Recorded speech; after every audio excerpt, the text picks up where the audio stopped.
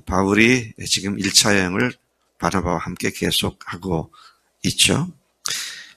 그 여행 중에서 비시디아 안디옥에서 복음을 전하여 쫓겨나게 되었습니다. 그리고 그들은 이고니온과 루스드라에서 복음을 전한 내용이 오늘 본문 말씀입니다.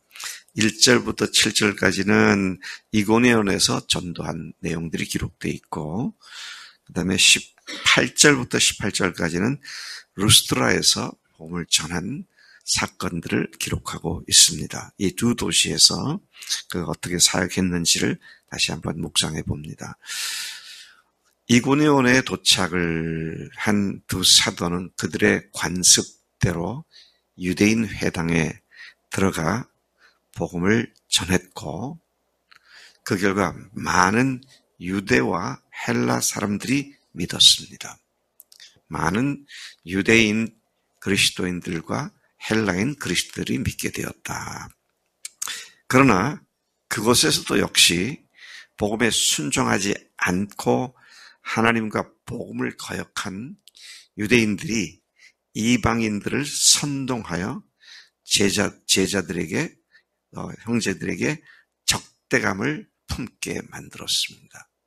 여기서 형제들 하면 거기서 갓 예수를 믿게 되는 사람들로 하여금 이 두 사도들에게 적대감을 품게 만들었다. 그 말씀이죠.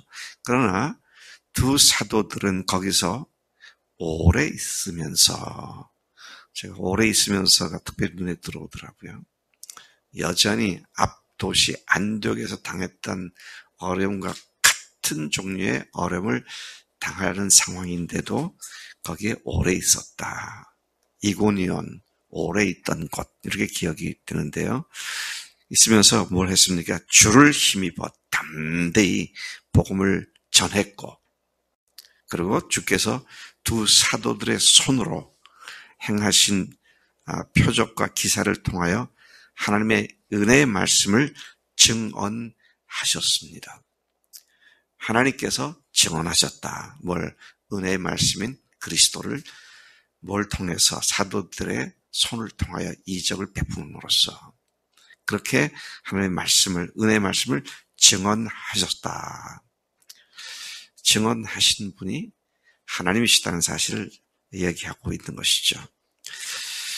또 4절에 보니까 그 결과로 이고니온 시내 사람들이 유대인을 따르는 자와 두 사도를 따르는 자로 두 편으로 나뉘어지게 되었습니다. 그리고 이방인과 유대인과 그 관리들이 두 사도들을 모욕하며 돌로 치려고 달려들었습니다. 그 사실을 알고 도망한 두 사도들은 다음 도시로 갔죠. 그것이 루가오니아 지방의 두 성, 곧 루스드라와 더베, 그리고 그 일대로 갔던 것이죠. 가서 뭐 했습니까? 거기서도 복음을 전했습니다. 그들은 계속 죽음의 위협을 당하고도 복음을 전하는 그 손길이 끊이지 않았다는 것이죠. 그들의 유일한 목표는 복음 전하는 것이었습니다.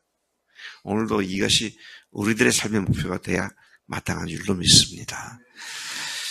자, 그래서 가는 곳마다 복음을 받은 사람들과 받지 못하고 오히려 죽이겠다고 달려드는 두 종류의 사람들이 생겨났습니다. 복음은 언제나 두 상반된 반응을 불러일으킨다는 사실을 다시 한번 보게 되죠. 복음은 빛과 어두움을 확연하게 드러내는 속성을 갖고 있다. 예수님이 십자가와 부활 복음이 이렇게 어두움과 빛을 확연히 구별하는 그런 능력을 갖고 있는 것인 것을 봅니다. 자, 그렇게 해서 그들이 이제 어려움을 당하기 시작을 했는데 8절부터 18절까지는 바울과 바나바가 그 다음 도성이었던 루스드라로 전도하러 피했죠. 이 정도 되면 이제 은밀하게, 야, 이번에는 조심해야겠다. 이번에는 은밀하게 전도를 해야겠다. 뭐 그렇게 생각함직도 한데요. 근데 그들이 거기 가서 더 소문을 내는, 센세이션을 일으키는 방식으로 복음을 계속 전하는 걸 봅니다. 그곳에서 태어날 때부터 걸어본 적이 없는 선천적인 그 안진뱅이라 그러죠. 다리에 문제가 있어서 걷지 못했던, 발을 써본 적이 없는 사람을 만나게 됩니다. 근데 그들에게 복음을 전하는데 그 사람이 계속해서 반짝거리는 눈빛으로 바울의 전하는 말을 듣고 있는 것을 바울이 주목하여 보았습니다. 여기 보니까 그를 바울이 주목하여 구원받을 만한 믿음이 그에게 있는 것을 보고 그랬습니다. 참 이게 복음을 전할 때 앉아있는 사람들 중에 정말 눈이 반짝거리면서 복음의 말씀에 반응하는 사람들이 있습니다. 계속 그러면 그를 말씀을 전하면서도 주목할 수밖에 없죠. 자, 그렇게 해서 그가 이제 바울이 그 속에 저 사람은 주님을 믿을 만한, 구원받을 만한 믿음이 있구나, 이것을 알고 큰 소리로 말합니다. 네 발로 바로 일어서라. 네 발로 바로 일어서라. 너의 발로 일어서라는 거잖아요. 네가 일어서라는 겁니다. 자, 그렇게 외쳤고 그 사람이 벌떡 일어나서 걷기 시작을 합니다. 그런 놀란 광경을 본 사람들이 루가오니아 지방 방언으로 소리를 질렀습니다. 와, 신들이 사람의 형상으로 우리 가운데 내려오셨다. 바울과 바나바를 신들이 사람의 모양으로 내려오신 것이다, 그렇게 말을 하죠. 네. 민환이 형제는 복음을 전하는데 당신은 사람이 아니고 천사입니다. 그런 사람들의 반응을 보면 기분이 어떨 것 같아요? 네? 부담스러울 것 같아요. 지금 그렇게 말하지만 실제로는 그런 사람 만나면 너무 기분이 좋을 것 같아. 하나님께서 당신을 천사로 보내셨다고 말이지. 네. 그런데 천사가 아니라 신들이라고. 그래서 두 사람에게 각각 어느 신인지를 명칭을 얘기하고 있는데 재미있습니다. 여기 보니까 그들은 바나바를 제우스 신이다, 그렇게 말했어요. 박성희 자매, 제우스 신이 무슨 신인가? 그리스 신화에 나오는 태양신. 신들 중에 주신입니다. 주신. 제우스. 이게 로마에서는 아폴로라고 말하고요. 그러니까 신 중에 신이 내려왔다 얘기 안 해요. 그리고 가만 보니까 이 바울이 말을 잘해. 이 사람은, 앞에는 제우스면 이 사람은 헤르메스 신이구나. 헤르메스 어디서 많이 들어봤죠? 명품. 우리 교인들 명품하고 관계없어서 잘 못 들어본 것 같은데, 헤르메스 또는 에르메스. 네. 이 두 신이 지금 우리한테 내려왔다. 자, 이렇게 말을 하고 있는 것이죠.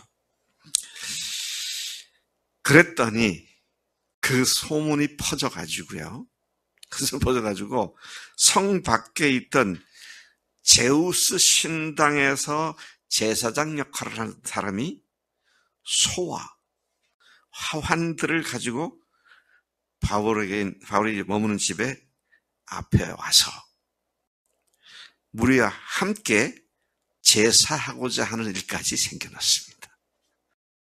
이제 지금 바울과 바나바를 신으로 알고, 그것도 다른 신이 아닌 제우스 신당에서 제사 드리는 사람들이 와가지고 소를 잡고 그렇게 제사를 드리겠다, 이런 해프닝이 발생을 한 것을 보게 됩니다. 그렇게 막무가내로 두 사도에게 제사 드리겠다는 그들의 말을 듣고 바울과 바나바가 옷을 찢고 그들 가운데 뛰어 들어가서 큰 소리로 말합니다. 여러분, 어찌 이런 일을 합니까? 우린 신이 아니라 여러분과 똑같은 인간입니다. 우리는 신이 아닙니다. 우리가 여기 와서 여러분에게 복음을 전하는 이유도 바로 지금 여러분들이 신도 아닌 우리에게 제사를 드리려고 하는 것과 같은 헛된 일을 버리고 천지 창조를 하신 천지와 바다와 그 가운데 있는 모든 만물을 지으시고 지금 살아계신 하나님께로 돌아오게 하기 위해서 여러분들에게 복음을 전하고 있는 겁니다. 제발 이러지 마세요. 더 이상 이렇게 하지 마세요. 이런 얘기하죠. 16절에 하나님이 계속해서 말합니다. 바울이 말합니다. 하나님이 예수님 오시기 전인 예수님 이전 세대에는 모든 민족들이 자기들이 하는 대로 내버려 두셨지만 그렇다고 그때에는 하나님 자신을 증언하지 않으셨던 것은 아니다. 여러분에게 하늘로부터 비를 내리시고 결실기를 주시는 선한 일을 하셔서 음식과 기쁨으로 여러분의 마음에 만족을 주셨던 그 하나님이시다. 이렇게 말함으로써 겨우 무리를 말려 자기들에게 제사를 못하게 했습니다. 하나님은 때로는 전도하는 사람들을 존귀롭게 하기도 하시고 또 사람들로부터 환영을 받기도 하십니다. 그러나 그것이 도가 지나치면 오히려 복음 전파를 방해하는 결과를 가져올 수 있다. 그래서 우리는 어떤 지나친 평가와 지나친 대우를 하려는 사람들 또한 조심해야 한다. 한 인간으로서 우리가 해야 할 일을 할 때 하나님의 말씀을 증언하셨다 그랬습니다. 그분이 그 일을 하시는데 착각해서 내가 우쭐거리면 큰일 나죠. 제가 신학생일 때 같은 신학생 하나가 새벽 기도 인도하는데 그런 말을 하더라고요. 예수님을 태운 나귀 새끼 있잖아요. 나귀 새끼. 입성을 했는데 사람들이 호산나 부르고 막 그냥 가지를 흔들고 하니까 이 나귀가 자기 보고 그런 줄 알고 착하게 해서 힝 뛰다가 예수님이 떨어질 뻔했다고 말이죠. 뭐 그런 사건은 없지만 그렇게 착각하지 말라는 거예요. 우리는 나귀이지 주님이 아닌데 마치 내가 영광을 받는 자인 것처럼 그래서는 안 된다.